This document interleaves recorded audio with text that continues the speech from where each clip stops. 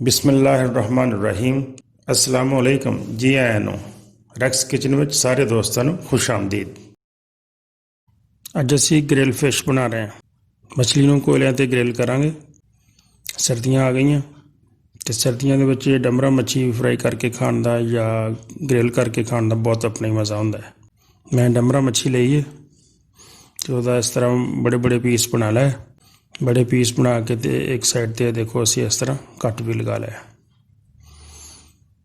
तो आओ फिर इनू बनाना शुरू करिए। सब तो पहले असी मछली में मसाला लगा के रखांगे। एक चम्मच नमक का पा लो, आधी चम्मच लाल मिर्च का तो आधी चम्मच हल्दी का,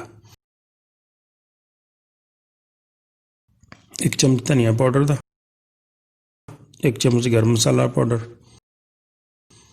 आधी चम्मच अदरक पाउडर तो आधी चम्मच ही लहसुन पाउडर पा लो तो नाल एक चम्मच अजवैन का। अजवैन का पाना बड़ा जरूरी है। 2 चम्मच लेमन जूस ते 2 चम्मच ही हैल दे पा लो तो सारे मसाले अच्छी तरह मिक्स कर लो।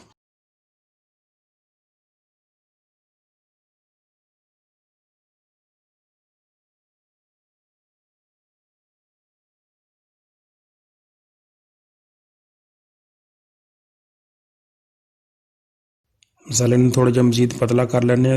थोड़ा जहा पानी होर पा लें।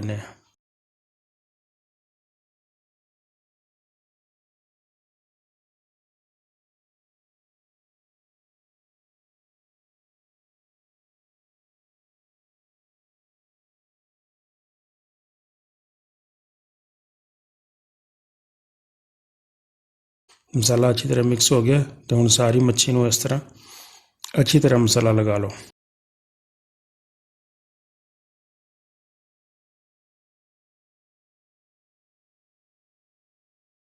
मेरी वीडियो ने तुम यूट्यूब तो अलावा फेसबुक पर भी देख सकते हो। मेरे फेसबुक पेज को जरूर लाइक करो।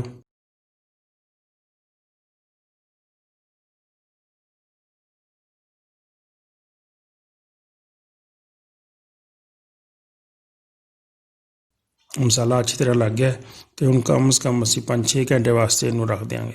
जिनी ज़्यादा देर मच्छी पी रहेगी उन्नी ज़्यादा अच्छा मसाला अंदर तक रच जाएगा। तो दूजी साइड पर असी कोले पका लें।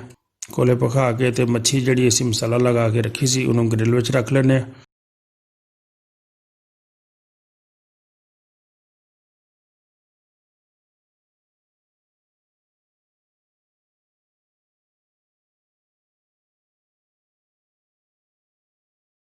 तो दरम्यानी अग ते इस तरह रख के तुसीं इहनूं पकाउणा शुरू करो। तो ਜਿਹੜੇ मेरे दोस्त मेरे चैनल ते पहली दफ़ा आए तो उन्होंने मेरे चैनल ਨੂੰ हजे तक सबसक्राइब नहीं किया तो मेरे चैनल ਨੂੰ सबसक्राइब जरूर कर लैण, उन्हों की मेहरबानी होएगी।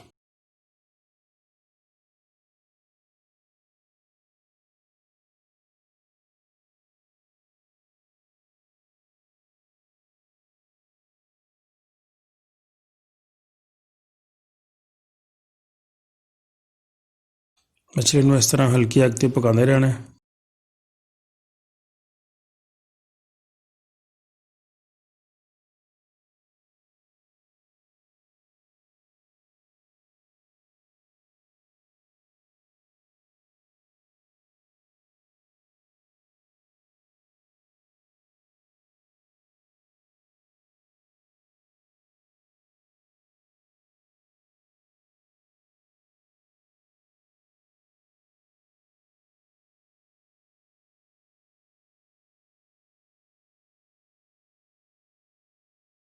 इनू इस तरह पलटते भी रहो ताकि एक साइड तो सड़ ना जाए।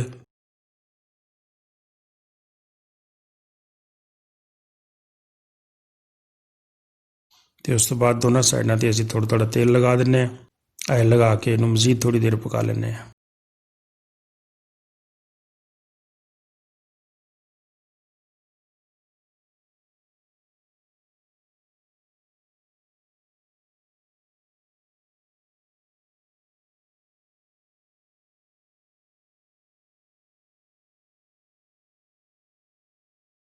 साड़ी मच्छी बिल्कुल पक गई है।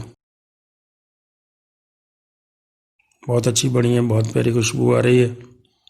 तो गरम गरम सर्व करो। मेरी वीडियो यकीनन तुहानूं पसंद आई होएगी। वीडियो पसंद आई होवे तो वीडियो नूं लाइक भी करियो ते दोस्तां नाल शेयर भी जरूर करियो। वीडियो देखने का बहुत शुक्रिया। अस्सलाम वालेकुम।